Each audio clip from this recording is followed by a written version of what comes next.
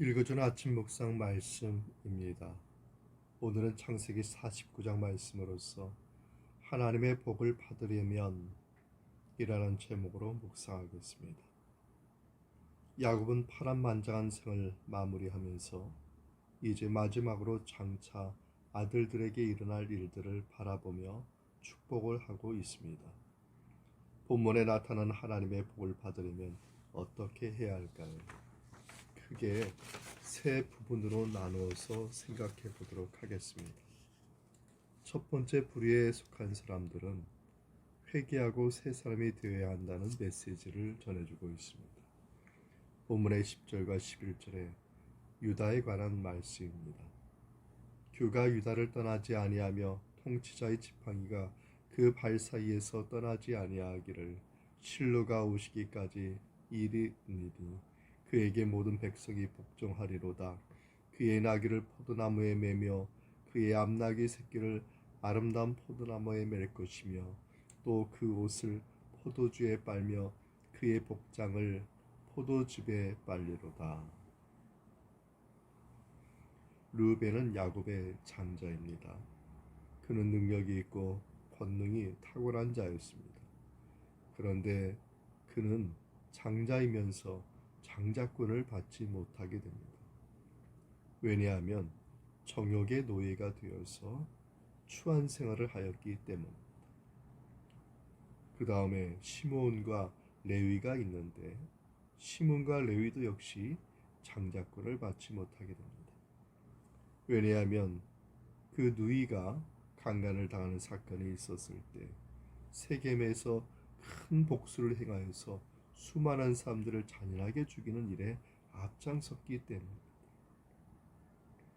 물론 악에 대해서 불의에 대해서 화를 내고 또한 여기에 대해서 당연히 응징하는 것은 당연한 것이지만 그러나 그 모든 일에 감정적으로 너무 치우쳐서 그래서 오히려 더 혼란을 가중시켰기 때문입니다. 그 다음 네 번째 아들이 유다입니다. 유다는 아우 요셉을 팔아넘기는 그러한 장본인이었고 또 형제들이 요셉을 죽이려 했을 때 또 요셉을 살리려고 했던 그러한 장본이기도 합니다.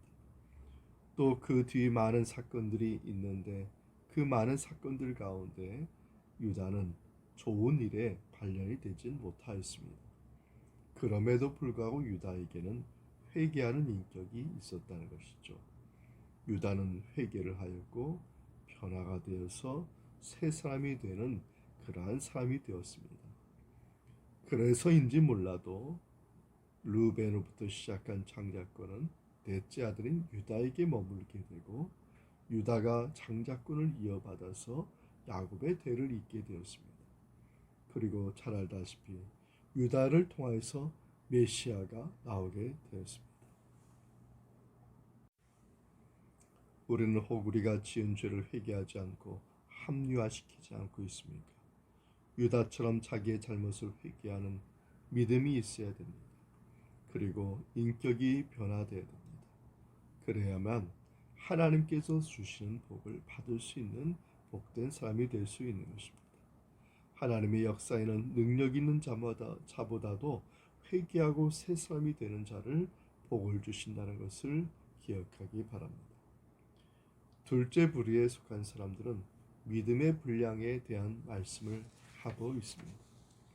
야곱은 계속해서 남은 형제들을, 남은 자녀들을 복을 주고 있습니다. 축복하고 있습니다. 13절에 보면 스불론에 대해서도 축복하고 있고 그 다음에 14절과 15절에 보면 이사갈에 대해서 축복하고 있고 그 다음에 16절에서 18절까지 단에게도 축복하고 있고 그리고 19절에 보면 가세에도 축복하게 됩니다. 그리고 20절에 보면 아셀과 21절에 납달리에 대해서도 축복하고 있는데 그런데 이러한 축복들의 그런 공통점은 뭐냐면 다 후대에 400년이 지나고 나서 이루어지는 일들, 500년이 지나고 나서 이루어지는 일들에 대한 얘기를 하고 있다는 것이죠. 다시 말해서 야곱이 축복을 하는데 원칙 없이 축복하는 것이 아니었다는 것입니다. 모두가 다 믿음의 분량만큼 야곱을 축복하였고 그것을 믿음으로 받은 자녀들은 그 지파들은 훗날에 야곱의 축복대로 다 복을 받는 그러한 사람들이 그러한 지파들 자손들이 되었다는 것입니다. 그러므로 우리가 하나님의 복을 받을 때 믿음의 분량대로 된다는 것을 기억하시고 오늘도 하나님의 말씀에 의지하여서 믿음의 그 분량대로 정말 하나님이 주시는 복을 기대하는 삶이 되기를 바랍니다. 마지막으로 생각할 것은 바로 우리가 기대하는 것은 하나님이 주실 것을 은혜를 생각하면서 살아야 된다는 것입니다. 마지막 남은 사람이 요셉입니다. 요셉에게 준 축복, 우리가 CCM에서 잘 나오는 야곱의 축복의 가사 내용이죠. 담을 넘는 무수한 가지와 같이 그에게서 두 지파가 나오게 되죠. 에브라임 지파와 므낫세 지파 자손들이 지파를 이루게 됩니다. 요셉은 과거에 당했던 핍박처럼 요셉의 후손들은 어려운 상황 속에서도 날카로운 도전을 이겨냈습니다. 그리고 그 고난 가운데서 승리하는 것을 볼 수 있습니다. 요셉이 받은 것은 축복은 인간적인 장점이 있기 때문에 받은 복이 아니었다는 것입니다. 그 모두가 하나님의 도우심이었고 하나님이 축복하셨기 때문에 그 축복을 하나님이 이루신 것입니다. 우리는 하나님의 직접적인 복을 기대하고 있습니까? 인간에게는 장점이 없습니다. 그러나 하나님이 축복하시면 하나님이 도우시는 줄 믿습니다. 하나님이 축복하셨으니 그 누구도 흔들 수 없습니다. 믿음의 분량대로 받으면 하나님 주시는 복 버릴 것이 없습니다. 모든 것이 하나님의 뜻 가운데서 우리들을 믿는 사람들, 그리스도인들을 복의 길로 인도한다는 것을 기억하기 바랍니다. 마지막으로 야곱이 주님 만날 날을 준비하고 예비하는 말씀들을 볼 수 있습니다. 본문 29절을 먼저 읽겠습니다. 그가 그들에게 명하여 이르되 내가 내 조상들에게로 돌아가리니 나를 햇사람 에불론의 밭에 있는 굴에 우리 선조와 함께 장사하라.